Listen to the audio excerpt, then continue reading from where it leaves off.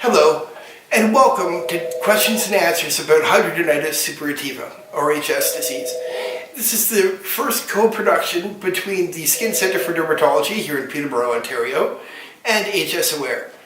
My name is Michael Wiens, and I will be joined today by Dr. Melinda Gooderham. She's the director of the Skin Centre, and also my personal doctor.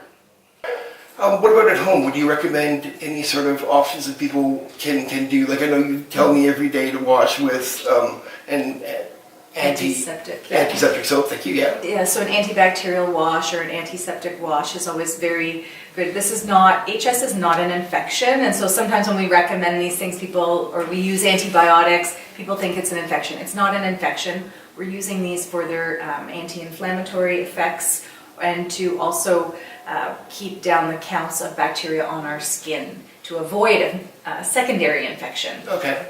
So I usually tell people to use these types of washes, keep the areas clean and dry as much as possible. Try to avoid friction in the skin, again, when possible.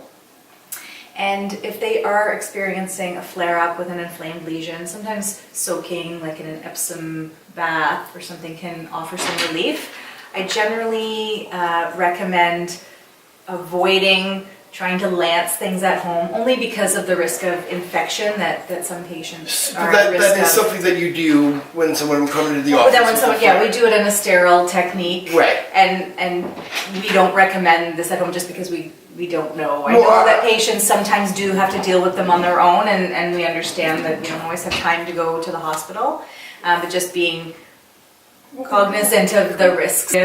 Depending on the number of areas that are involved is how we might decide on a treatment plan for somebody. Okay, and that again gets into the early stage as well with the severity. Right. Okay. Yeah, so treatment-wise for mild HS, or early stage 1, we would usually start with topical antibiotics. Okay.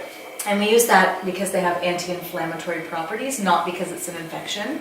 And then as somebody moves into early stage 2 or they have moderate HS, that's when we start going systemic treatments, so oral antibiotics. And if there's a failure on one antibiotic, such as tetracycline or doxycycline, then we would go to a combination of antibiotics, usually clindamycin and rifampin.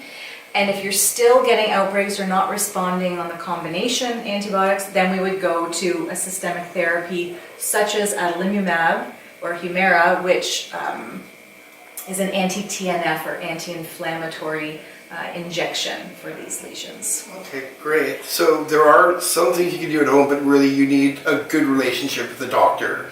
Well, yeah, because you're always going to have flare-ups. Even in patients with the most controlled condition, they may still have times when you have a flare-up. And then we do other like adjuvant treatments. So you may just need an injection into one of the lesions with a bit of cortisone when you have a bit of a flare-up. That one works really well. I know that one first-hand basis. Yeah, and sometimes we also have surgical interventions. So we do medical therapy with medications, and sometimes we combine it with surgical therapy that you might get from a surgeon, whether it's treating active lesions, or sometimes surgeons can help out by dealing with the scar tissue that's been left from chronic condition or untreated disease. So really for an HS patient, they can never be managed by only one physician. It's usually a team of nurses and physicians, whether it's the family doctor and a dermatologist and a surgeon and a nurse to help with any wound care.